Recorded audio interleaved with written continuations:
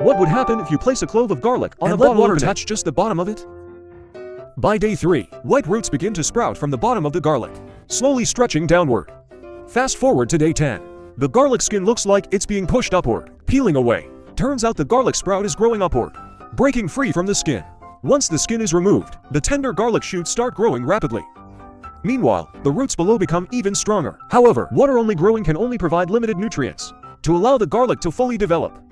It's time to transplant it into soil. Bury the roots into the soil and spray some water on it. Soon after, the garlic quickly adapts to its new environment. Leaves begin to split and grow, one after another, reaching upward, but without enough sunlight. The shoots remain thin and delicate. To speed up growth and harvest more garlic, we need to grow it outdoors. First, grab some discarded plastic buckets. On the side of each bucket, trace a few circles using a bottle cap. Then carefully cut along the markings with a knife. Make sure the holes are slightly smaller than the diameter of the garlic bulb. Next, place the prepared buckets side by side on an outdoor surface. Pour some tap water into each bucket. No extra nutrients are needed during water growing. Once everything is ready, the garlic needs a little prep work. At the seedling stage, you don't need to separate each clove, but to boost sprouting speed and success, remove the garlic skin. Then use a knife to lightly trim a small notch at the top of the clove. This helps the sprout emerge faster. After that, place the prepared garlic cloves one by one onto the bucket openings. Finally, add water as needed based on the water level. Make sure the bottom of each clove is touching the water. After 5 days, garlic shoots begin to pop up one after another. Some of the stronger ones are already growing tall green shoots. During this stage, remember to top up the water as needed. Make sure the roots stay submerged. By day 14, the garlic shoots are growing vigorously. The tops of each clove are covered in lush green leaves. If you enjoy eating garlic greens, this is the perfect time to harvest them. But if you want full garlic bulbs, you'll need to transplant them. Before transplanting, simply remove the garlic from the water and separate each clove.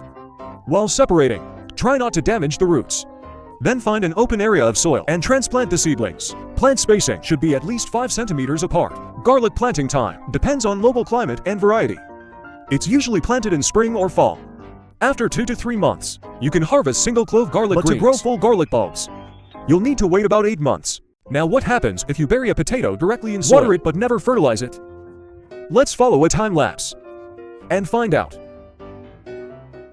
In less than 3 days, white roots begin forming around the potato, spreading outward quickly. After 7 days, tender sprouts break through the soil, gracefully stretching upward. Some sprouts begin developing more leaves. As time passes, the underground thickens and strengthens. Only then can it support the growing plant. After some time, the sprouts grow long branches. After 2 months, the plant becomes very bushy. As it gets heavier, the plant begins to collapse. Around the 3-month mark, growth nearly comes to a stop. Leaves start turning yellow and wilting. This means the potato's growth cycle is over. Time to reveal the result. Dig away the surrounding soil until the roots are exposed. Pull the entire plant out.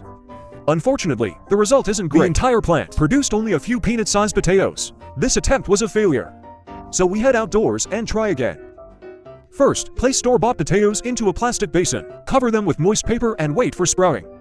At the same time, pour the prepared nutrient soil into a foam box. After 7 days, the potatoes sprout nicely. Cut the potatoes in half, making sure each piece has 1 or 2 sprouts. Coat the cut surface with wood ash to prevent rot. Then place the potatoes into the soil with sprouts facing upward. Plant spacing depends on the size of the container. Keep in mind, soil moisture must be carefully controlled. Water once every 1 to 2 weeks.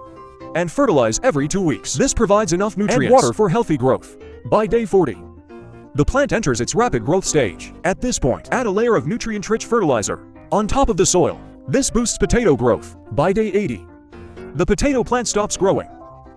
Dig into the soil and you'll see large, healthy potatoes beneath. Now it's harvest time. Simply pull out the plant and dig out the potatoes. After fertilizing, you can clearly see the yield this time is very impressive.